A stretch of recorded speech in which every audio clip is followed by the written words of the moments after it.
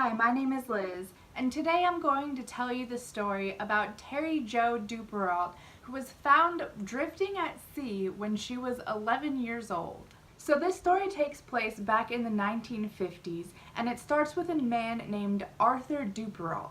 Arthur was from Green Bay, Wisconsin, and after he experienced some time sailing on the waters during World War II, he was inspired to go and live at sea for a year and just travel around and take a fun vacation with his family on a sailboat. Arthur was married to a woman named Jean, and they had 3 children together. Brian, who was 14, Terry Jo, who was 11, and Renee, who was 7 years old at the time of their trip. It was November of 1961 when they decided to depart for their trip on a yacht called the Bluebell. The yacht was a 60-foot 2-mast ketch with a 115 horsepower Chrysler engine. Arthur had no experience sailing his own ship, so he hired Julian Harvey to captain the Bluebell for him. Julian was 44 years old and a U.S. Air Force veteran. He raced his own fleet of yachts and also held a modeling contract for some time. Julian was newlywed and wanted to bring his wife Mary Dean of only 4 months on the cruise with them.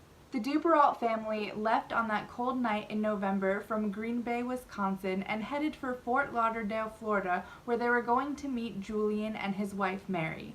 They planned to sail around the Bahamas for about a week, and if all went well, they would book their year-long cruise.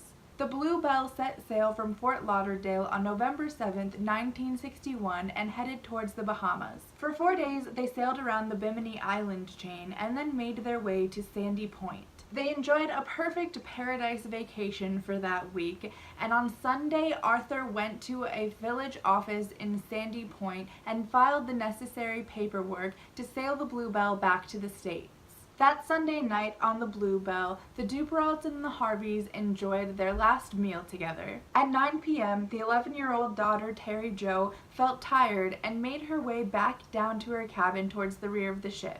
Usually her younger sister Renee would join her, but on this night she decided to stay upstairs with her parents and her older brother. Terry Jo fell asleep in her cabin, but hours later she was awoken by the sounds of screaming. There were loud sounds of bumps and scuffing from the deck above, and Terry remained in her cabin, curled up and terrified. She remained in her bunk alone until she gained the courage to go up on deck and see what had been happening. In the main cabin of the ship, Terry came across the bodies of her brother Brian and her mom Jean.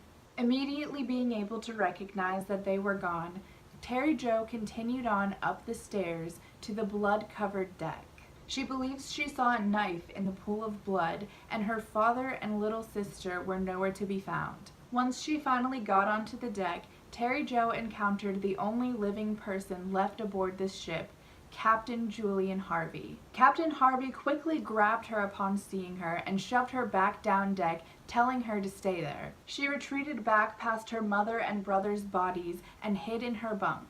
As she sat in her bunk, Terry began hearing strange noises and smelling oil, and soon water had begun to creep into her cabin. She remained in her bed scared and not knowing what to do when Captain Harvey showed up in her doorway holding what she believed to be a rifle. He stood there looking at her and said nothing before just turning around and walking away. Terry Jo remained in her cabin terrified until the water had come up to a level that was over the mattress, and she had no choice but to leave and go back above deck. When she got on deck, she saw the captain holding a rope that was attached to the ship's rubber dinghy. She knew the ship was sinking, and the captain told her to hold on to the rope and stay put. He disappeared to do something else on the ship, and in a moment of fear and shock, Terry Jo ended up letting go of the rope and letting their only dinghy for survival begin floating away. When Captain Harvey noticed that the dinghy was flowing away, he quickly jumped overboard and started swimming towards the dinghy. Terry Jo was left alone on the sinking ship, and the deck was quickly filling with water. She collected herself after the shock and made a quick life-saving decision when she remembered there was a cork float tied to the ship's cabin. She made her way to the cabin and untied the float just in time to see the rest of the boat disappear under the water.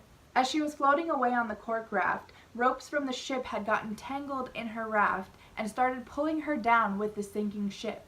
But fortunately, the ropes broke free and she was able to bob back up safely to the surface. Terry Jo had escaped the sinking ship, but now she was left floating alone on a cork raft in the middle of the sea. As Sunday night went on, the 11-year-old floated around at sea with no food, no water, and barely any clothing on because she had been wearing just a nightgown since she was in bed at the time.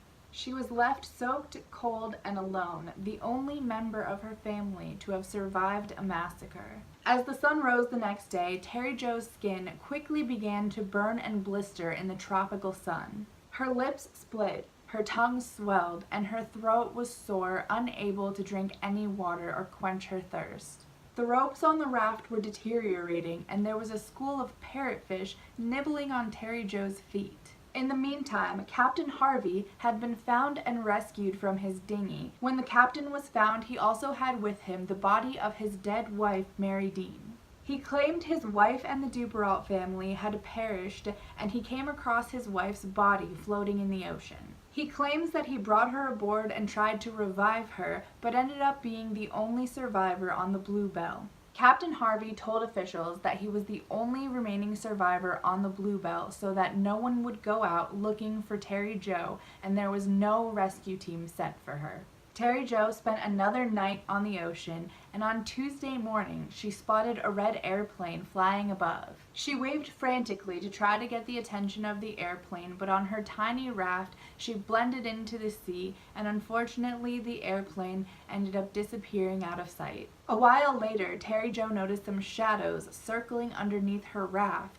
but was relieved and comforted to find that it was actually a school of porpoises. The porpoises ended up keeping Terry Jo company for hours, and it made her feel a lot better. She floated around for the rest of the day until the night came and changed the blistering hot to wet and very cold. On Wednesday, Terry Jo's third day alone at sea, her skin continued to blister, her muscles ached from dehydration, her lips were cracked and dry, and her cork float was barely even staying together anymore. At one point she began to hallucinate and saw a mirage of a beautiful island. As she tried to paddle towards it, the image suddenly disappeared and Terry Jo slipped into unconsciousness. The next day, Thursday, was her fourth day at sea, and Terry Jo was coming very close to death.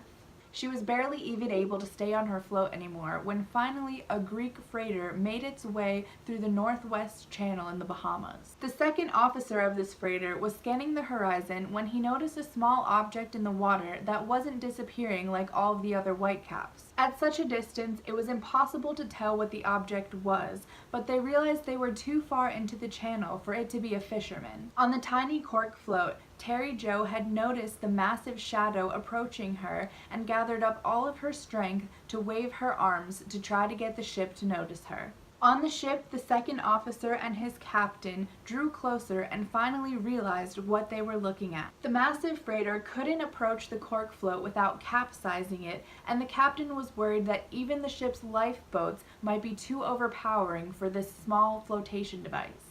The sailors emptied oil drums on their captain's orders and roped them together to form a raft. As they worked to get to her, sharks had begun circling Terry Jo. Terrified by the sight, the captain and sailors shouted at Terry to stay on the raft and not try to swim towards them. As the crew was racing to save Terry Jo, one of the sailors actually captured a picture of her floating there. As the sailors finally reached Terry Jo and pulled her from the life raft, she instantly went limp in their arms. They hoisted her up onto the freighter with a rope and brought her on deck. It was clear Terry Jo was in very bad shape and close to death. She was barely conscious with a very high fever and almost unable to even support her own body weight. The captain took her to a spare bunk and had sailors gently care for her, putting Vaseline on her dry, cracked lips. They encouraged her to take sips of water and orange juice and were trying to figure out where she had come from. The captain was trying to figure out who she was and kept questioning her about her name and where she came from. He told her he wanted to learn information about her so that he could contact someone and let her relatives know that she was still alive. When he said this, her eyes met his and she gave him a thumbs down, indicating that the rest of her family had died.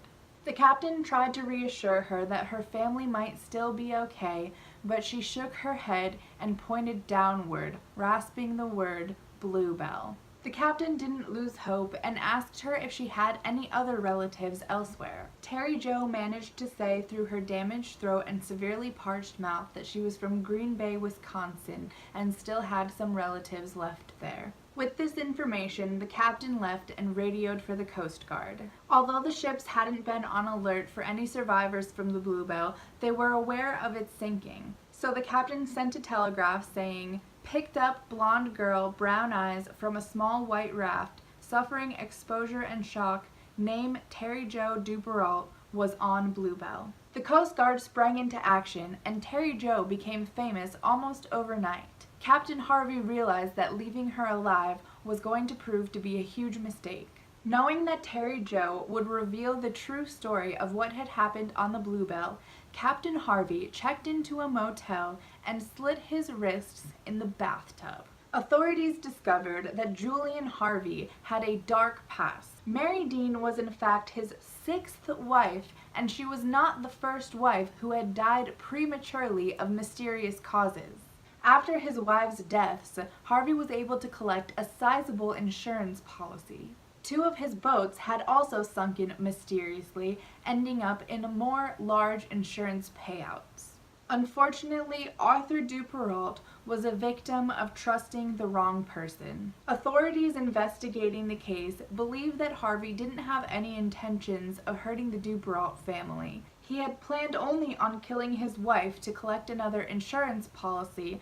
Unfortunately, something went wrong and he ended up getting caught. This witness ended up turning a single murder into a massacre. To save his plan and avoid consequences, Captain Harvey believed that he had to murder everyone left on the boat who had witnessed his plan. It's unknown why Captain Harvey left Terry Jo alive, though he definitely believed that she would not be able to survive alone at sea. Unfortunately for him, Terry Jo was a quick thinker and unbelievably calm in the horrible circumstances. Her amazing survival instinct and level-headedness helped her to remain alive while drifting at sea for those 4 days. Terry Jo had never lost hope and had always loved the water. She believed someone was coming to rescue her the entire time. While her strong spirit helped lead to her survival, it was also very impressive that the cork raft was able to stay together for that entire time. The float was made of canvas-covered cork, and the bottom was merely ropes tied together. When the Coast Guard found the raft floating in the water a few days after her rescue, it had nearly disintegrated.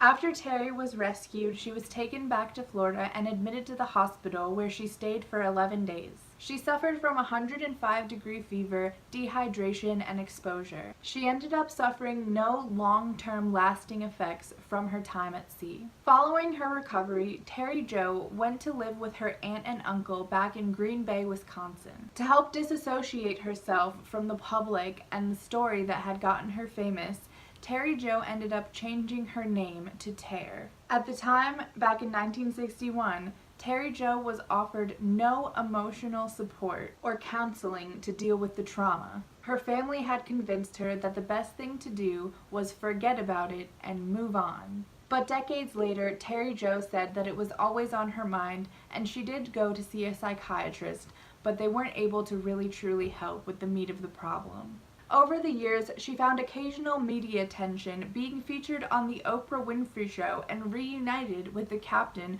who had saved her. But even then, she didn't have the strength to share all of the horrible details of what had happened to her at sea. After 5 decades, Terry Jo finally decided to tell her story in a book called Alone, Orphaned on the Ocean. Ter said that sharing her story as an adult was finally a way to find some good in the horrible tragedy and hopefully be able to help other people. On a television interview, Ter was quoted as saying, "I would just hope I could help someone after they read the book to give them inspiration." Decades later, Ter was able to find some peace and meaning in her harrowing experience, but it still leaves some questions about Captain Harvey's motives. Many blame his childhood because his mother married a rich actor who spoiled Julian Harvey, giving him anything he could ever want. Psychologists speculate that Harvey actually wanted a witness left to hold him accountable for the things that he had done, believing it's possible that Julian Harvey felt remorse for his deeds. And that is the story of Terry Jo Duperrault,